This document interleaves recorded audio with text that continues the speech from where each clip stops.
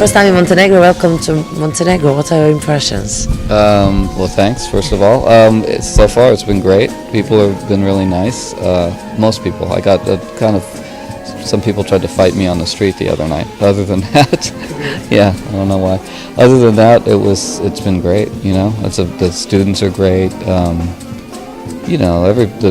All the people in the restaurants where I'm staying. Everyone's been friendly and it's nice. And it's a beautiful country. Wow, really beautiful.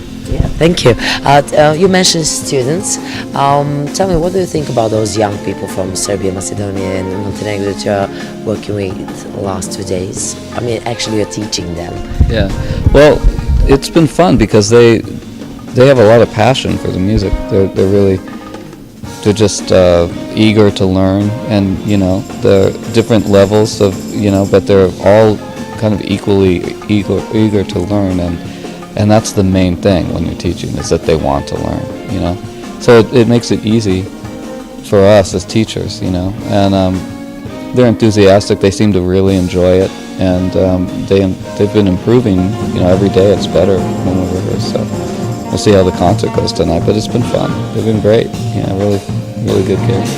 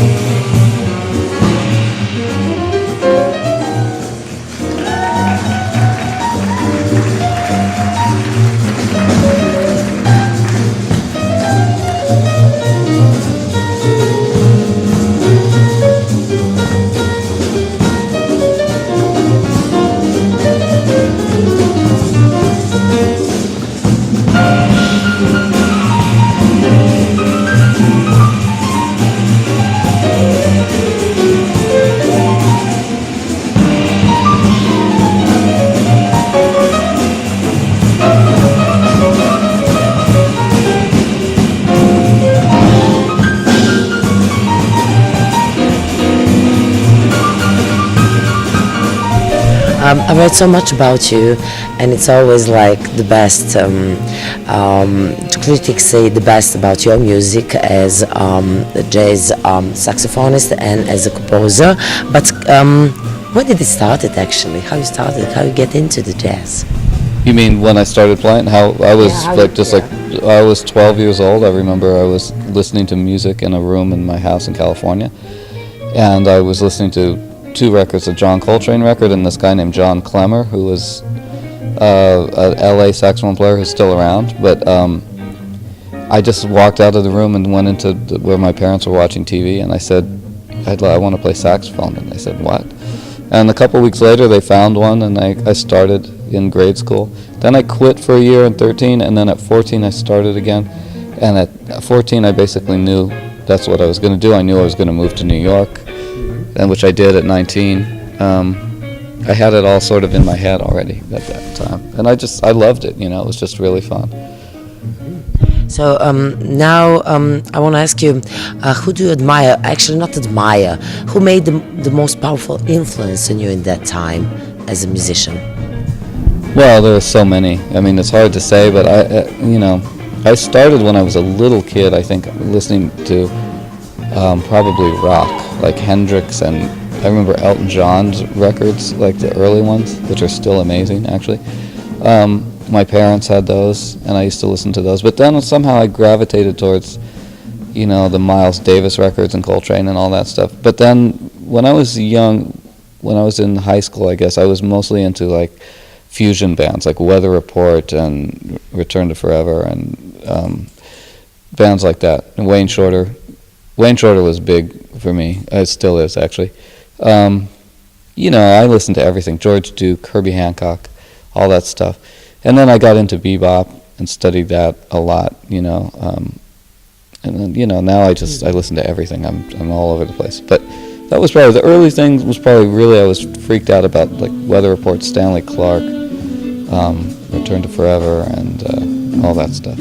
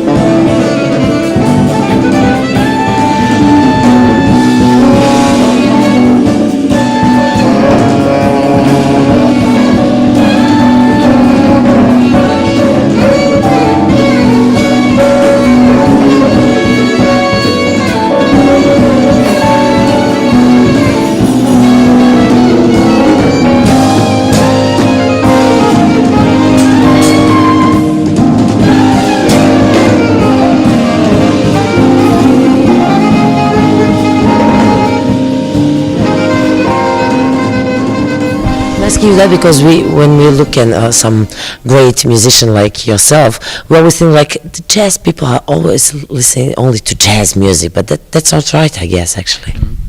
No, I at this point I listen to very little jazz music. Actually, if I listen to jazz music, it's mostly old jazz music. A lot of the newer stuff that's coming out, I'm not that into. Actually, I listen to a lot of electronic music. I listen to a lot of classical music, a lot of rock bands.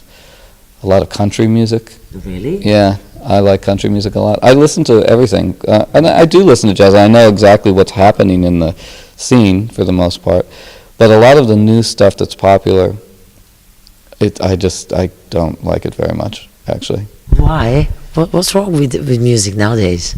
Well, that's a long story, but a lot of it has to do with money. A lot of it has to do with the schools, the jazz schools, which also have to do with money, basically. So they're teaching kids a certain way, and which I don't think is really great. And then so the kids don't really know. It's funny. When I was a kid, we didn't have internet or anything, but I knew more about what was happening and the history of jazz, also, than kids now. They'll know like a couple of the bebop people that they're studying, and then they'll know a couple of the people that they idolize that are newer people, and they idolize each other, which is really weird to me. There's student stars, like, and that they get into this little world. But if you ask them about people that I would consider very important, that were still way before my time or during my whatever, a lot of times they don't know about it. And then some of the bands will be copying some of the older stuff. And I don't know where they get it, because if I reference, like, well, this sounds like that record, they won't know what I'm talking about. But if I show them the record, they'll be stunned. So they think what they think what they're doing is new, but it's actually like it's not even stolen. I think somehow it just kind of comes up through the masses, and they kind of appropriate it somehow, but it's not new. I can reference all the records it's coming from, but they don't know those records, which is the amazing thing. So I play them, and they're shocked, like, this is kind of what I've been doing, but it was done in 1975, that kind of thing, especially with the new electric music and some of those bands. Like a lack of knowledge. It's a lack of knowledge, which is weird, because jazz schools and schools are so big now, but there's a big lack of knowledge, I don't know how that happens. So what do you say to your students? The way that you teach them? Well, I try to tell them that, what they're learning in these schools is great information, and it's a base for everything, but it should just be used as that, and not to get too caught up in it and make it your whole. I mean, they compete, like, who knows the most tunes, just memorize solos, transcribe these solos, that. They get so into that it becomes only about that and not about music. Mm-hmm. So I try to turn them away from that in a way and get them talking about actual music. Why do you play music? What is music? Those kind of questions, they don't know. They don't have an answer for that. They're like, I don't know. Like, and if you try to say, well, how do you just play a solo on this? A lot of times they'll reference just the stuff they've memorized. It's just like a memorization game. It's not like anything really felt sometimes. There are exceptions to the rule, always. But for the most part, I feel like they're just following what someone gave them, and they're not thinking for themselves. The originality is not there, I mean, even in the thinking, in the practicing, so when I teach, I try to get them to think like that. And you know what? The students are wide open. They love to hear that. They're like, wow, this is what nobody's telling us this. A lot of them. Right? A lot of them. Some of them will get defensive, and some of them, usually the ones I have faith in, will really understand and go, this is what we need to hear. Nobody's telling us this. And then try to get them on the path of connecting with their music inside.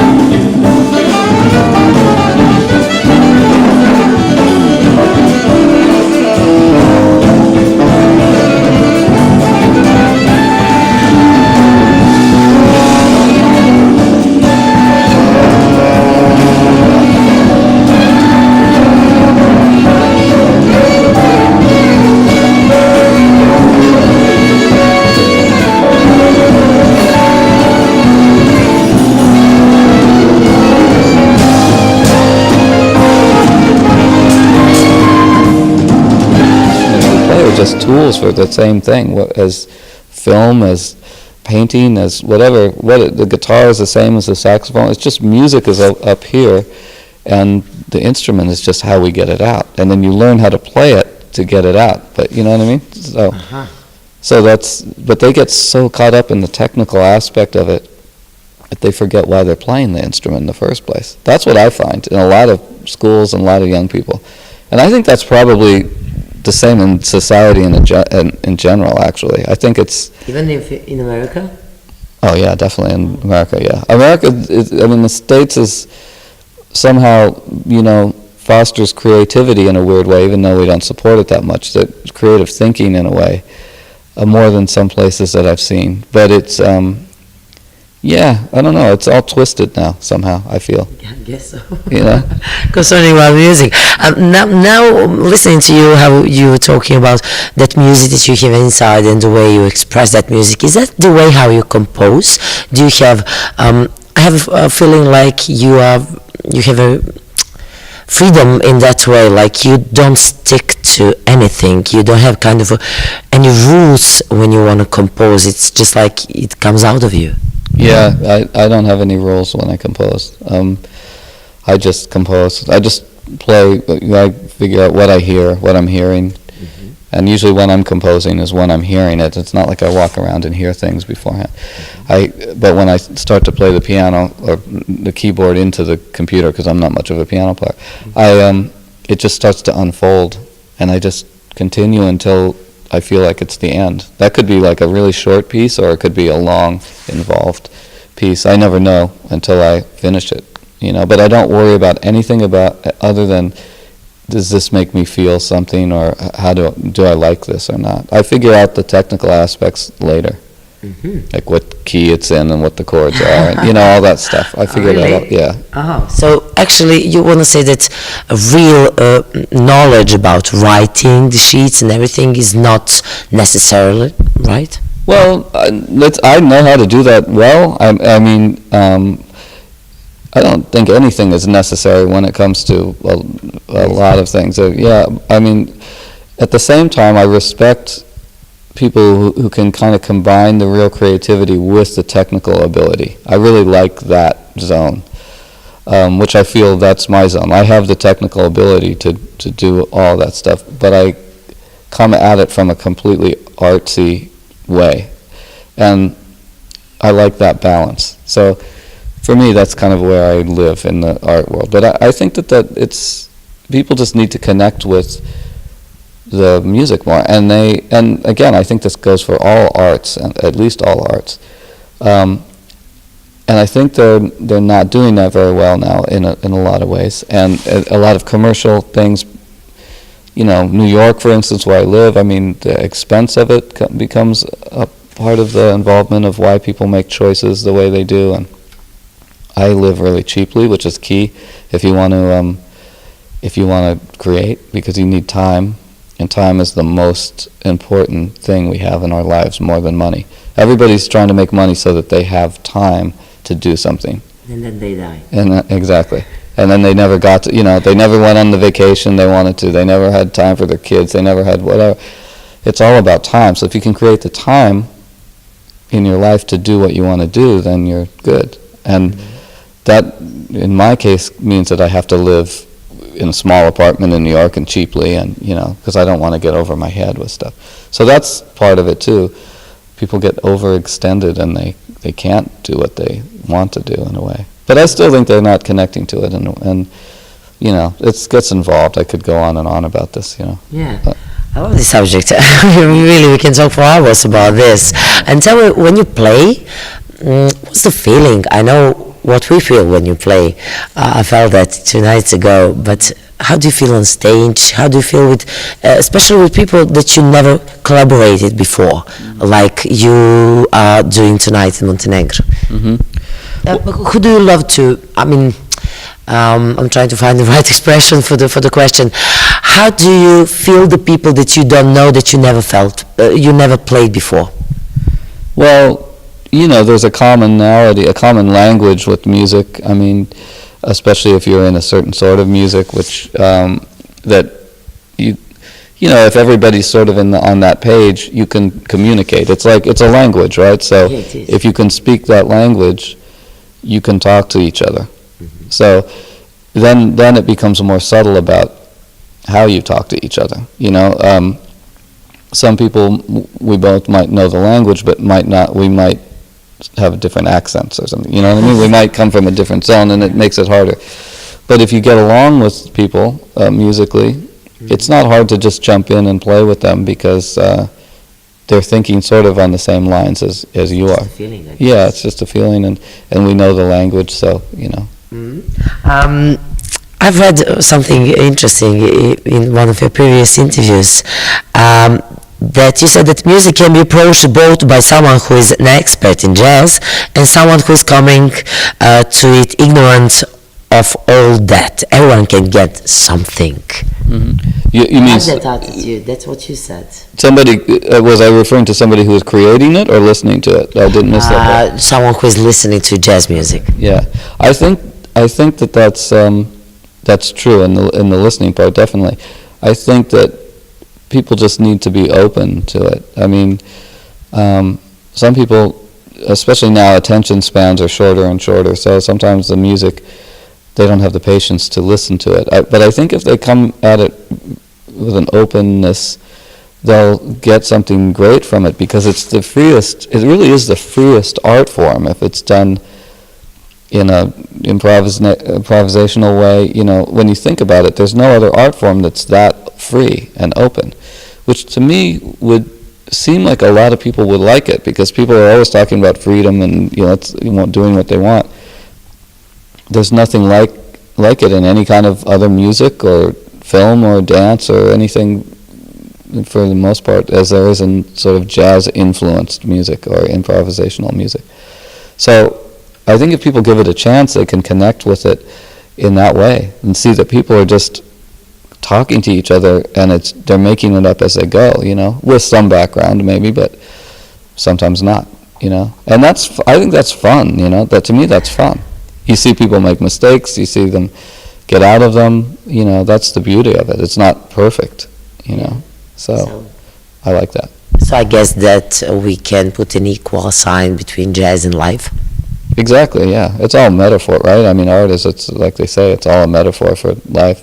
That's why I refer to these things, even when I'm talking about the student thing, and I don't think it's just, music or arts, and it's like everything is kind of the same way now, in a way,